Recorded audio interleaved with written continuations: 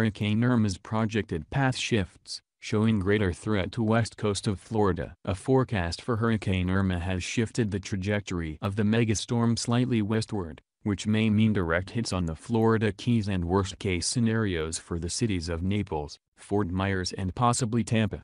As of late Friday East Coast time, modeling from the NBC Weather Unit now expects catastrophic wind and storm damage in the Keys early Sunday morning. Marco Island, Naples, Cape Coral and Fort Myers are likely to be struck later on Sunday. A shift west would still mean that the east coast of Florida sees hurricane gusts and damage, NBC said, but it makes catastrophic effects less likely from Miami northwards. Strengthens back to Category 5. Irma, one of the most powerful Atlantic storms in a century, strengthened and made landfall on an island chain in Cuba as a Category 5 storm, according to a late Friday night tweet from the U.S. National Hurricane Center, NHC. The NHC also extended hurricane warnings northward along the Florida peninsula. Earlier on Friday, the extremely dangerous hurricane was downgraded from a Category 5 to a Category 4, but it still packed winds as strong as 155 miles per hour at that time, the NHC said in an advisory. Irma has already lashed the Caribbean with devastating winds and torrential rain, leaving behind at least 21 deaths and a swath of destruction.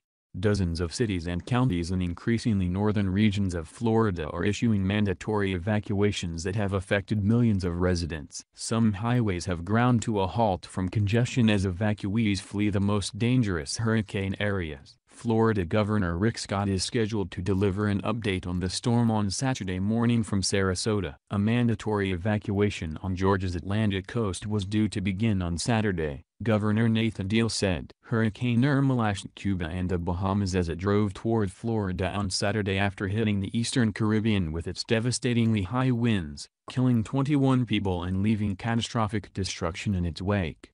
It made landfall on Cuba late on Friday night as a Category 5 storm, striking the Camagüey archipelago with 160 miles per hour, 260 kilometers per hour, winds. Shortly before midnight local time, 5 a.m. UK, Irma was about 300 miles, 485 kilometers, southeast of Miami. As many as 5.6 million people were told to evacuate from Florida, more than a quarter of the state's population. At least 540,000 people in parts of Georgia were also told to flee as the storm headed towards the American mainland. "This is a storm that will kill you if you don't get out of the way," said National Hurricane Center meteorologist and spokesman Dennis Feltgen.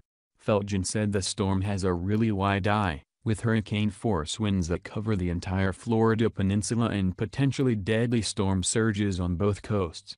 Tom Bossert, U.S. Homeland Security Advisor, said, "Please listen to your local authorities. You need to evacuate from south to north. That is a staggered and carefully thought-out process. There will come a point where you are on your own." In West Palm Beach, police are going door to door, urging people to obey the mandatory evacuation order. Rick Scott, the governor of Florida, said they were working to ensure that fuel was available for cars to get to shelters. He told people they should not wait, and should leave now. Irma claimed its first victim in Florida, even before making landfall, when a 57-year-old man fell from a ladder while fitting storm shutters at his home.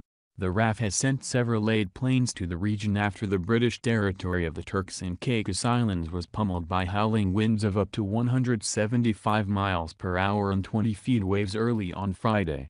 Irma is now tracking a path down the coast of Cuba towards the Bahamas, where it is due to reach early on Saturday, before hitting southern Florida early on Sunday. Florida's major theme parks, including Walt Disney World, Universal, and SeaWorld, will remain closed throughout the weekend. The U.S. military was on Friday night mobilizing thousands of troops and deploying several large ships to aid with evacuations and humanitarian relief, as the Air Force removed scores of planes from the region.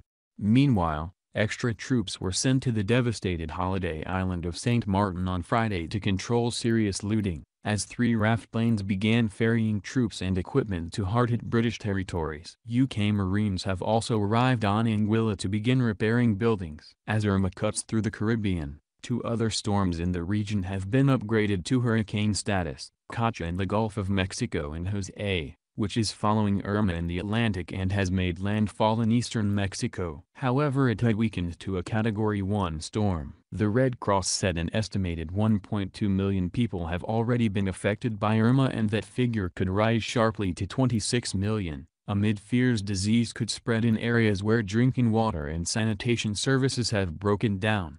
U.S. President Donald Trump said in a videotaped statement that Irma was a storm of absolutely historic destructive potential and called on people to heed recommendations from government officials and law enforcement.